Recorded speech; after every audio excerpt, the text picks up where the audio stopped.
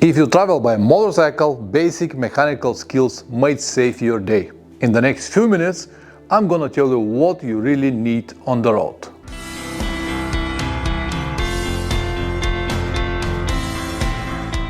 Welcome back. You don't have to be a mechanic, but you do need to know how to keep your motorcycle moving, right? Unless you travel in a group that already has a mechanic, but this is completely different story. It's not that you can't make it if you don't know anything, but in my opinion, a few mechanical skills are easy to learn and always helpful on long trips. They also give some independence, which you might need in specific moments. Before I start with the actual skills, I would like to mention once again that simple and reliable motorcycle will always need less work compared to a complicated, full-featured modern machine. Of course, I am not in a position to tell you what to ride, I am just sharing my honest opinion. But the final decision and all possible benefits or consequences after that will be only yours. Number 1. Fixing a flat tire. Without any doubt, this is number 1 problem for 90% of motorcycle travelers. It sounds like a nightmare to many of them, especially for those who ride motorcycles with tubes. In many motorcycle discussions on Facebook, Instagram or YouTube, you can find tons of information about what's better. Everyone explains their point of view and why one system is superior than the other. I assume that they all have their reasons to believe in what they believe, but in the end, you should be able to fix your tire on the road, no matter what system the motorcycle has, right? Fixing a flat tire on the road is not something you should be afraid of. With a little practice at home before the trip, you will learn how to do it. Yes, it might cost you a few punctured tubes, but that's how you learn. Later on the road, instead of panicking or screaming for help, you will be able to fix the problem and continue traveling. A proper tire levers and a bit of soapy water will always help you work more easily with tires. I keep soap in my tire repair kit, ready to be mixed with water. I use this model with a curved shape and narrower edges. They are much better than big white, like this model, because they can grab the tire much easily and just remove it from the wheel. I will link them below. You can easily remove the tire from the wheel if you use your center stand. It's more difficult when one of the wheels is removed, but it is not impossible. Of course, it is much easier if you have tubeless wheels, but they also have their downsides. For example, if you bend the rim, you might not be able to fix it. Another strong argument from tubeless supporters is that you don't need to carry so many things. Tire levers, tubes, soap, all of this can stay at home.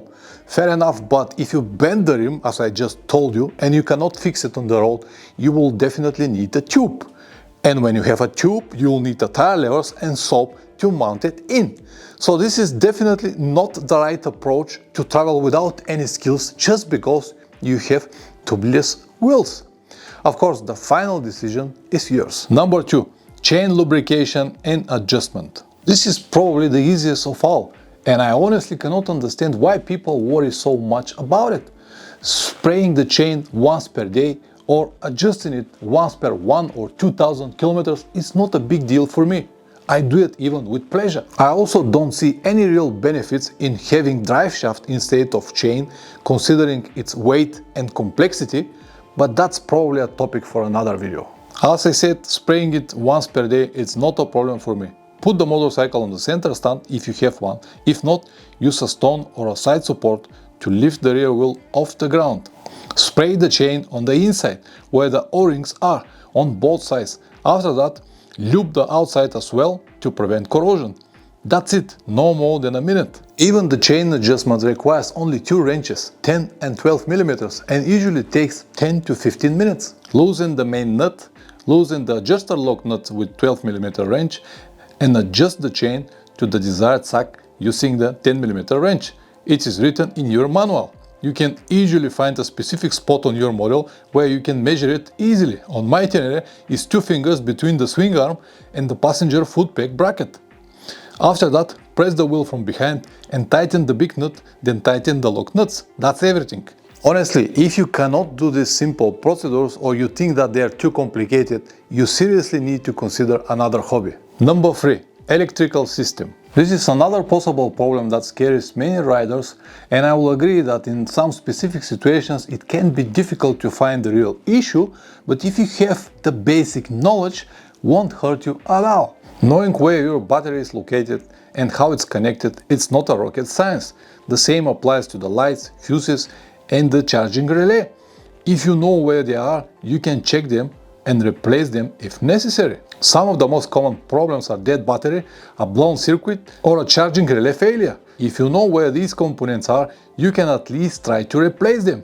If you are not sure, you can always talk to your mechanic on the phone and he can guide you on what to check and what to do. I have done this a number of times. A few hours spent with your motorcycle manual in advance and a small tester like this will help you much more than any expensive piece of gear. Let me remind you once again that if you start your trip with a simple and reliable motorcycle, many of these things will never happen, and if they do, they'll be easier to fix. Number 4. Air filter inspection and cleaning. If you ride in dusty or sandy conditions, this needs to be done very often.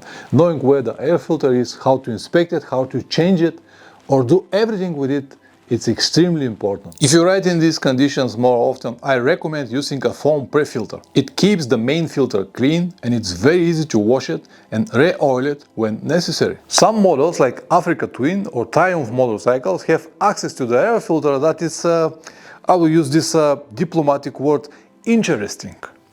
Let me remind you for the third time already, the simpler the motorcycle is, the easier it's going to be for you to maintain it on the road. Number 5. Brake pads inspection and replacement. If you do a proper maintenance before the trip and install a new brake pads on your motorcycle, they should last the whole trip unless it's extremely long or you damage any of the pad on the road. Then you might need to replace them, and that's why it's good to know how. Also, on some models like this Tenere 700, especially if you use the rear brake every time you stop, as I do, the pads can be finished in as little as 10,000 kilometers.